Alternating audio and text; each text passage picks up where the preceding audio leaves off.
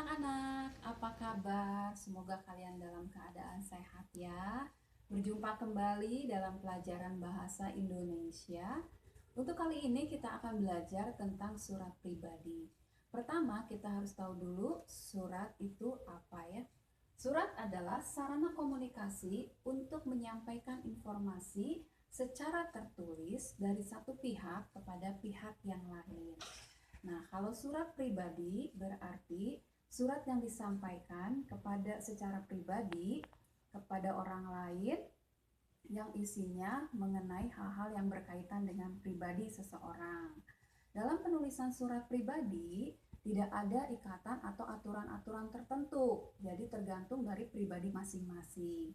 Tapi satu hal yang harus kalian ingat ketika menulis surat pribadi adalah tetap memperhatikan etika atau sopan santun penggunaan bahasa. Jadi tetap harus diperhatikan karena sebagai bukti bahwa kita menghormati orang lain.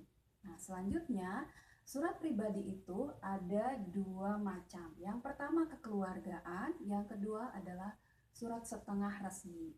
Jadi kekeluargaan ini sifatnya keluarga, misalnya surat yang dikirimkan untuk orang tua dari anak orang tua atau orang tua kepada anak atau saudara-saudara kita yang lain. Nah, sedangkan surat setengah resmi ini adalah surat yang dikirimkan dari pribadi kepada sebuah instansi atau organisasi, seperti dari orang tua kepada sekolah, seperti dari karyawan kepada perusahaannya. Nah, seperti itu.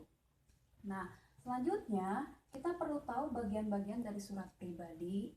Untuk kalian lebih mengertinya, mari Miss Susan jelaskan ya. Yang pertama, bagian pertama adalah kita harus memperhatikan tempat dan tanggal pembuatan surat ya, harus diperhatikan.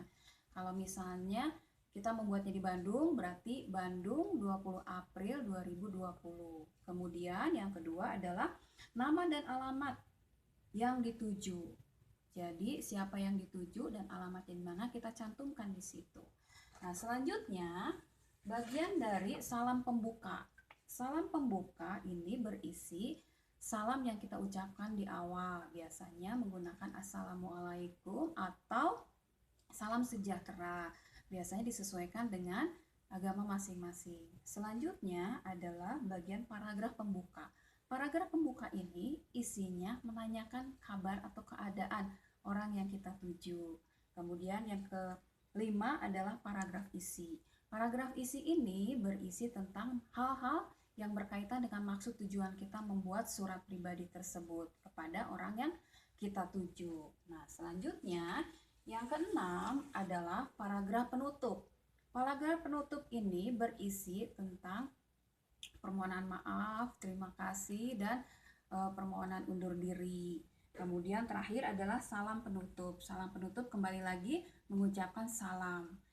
Nah, ini bagian-bagian dari pembuatan surat pribadi. Nah, selanjutnya nanti kalian akan membuat surat pribadi yang ditujukan kepada Bapak Presiden kita, Bapak Joko Widodo, yang isinya mengenai doa, harapan untuk Pak Jokowi supaya bisa mengatasi masalah pandemi COVID-19 ini. Nah, Miss Susan berikan contohnya surat yang sudah Miss buat. Nah, seperti ini. Nanti kalian membuatnya seperti ini, menggunakan ballpoint hitam, kemudian ditulis dengan rapi, menggunakan kertas bergaris supaya lurus dan lebih terlihat rapi. Dan perhatikan lagi, jangan lupa tulisannya dan bahasanya, ejaannya, huruf besar kecilnya, tanda bacanya.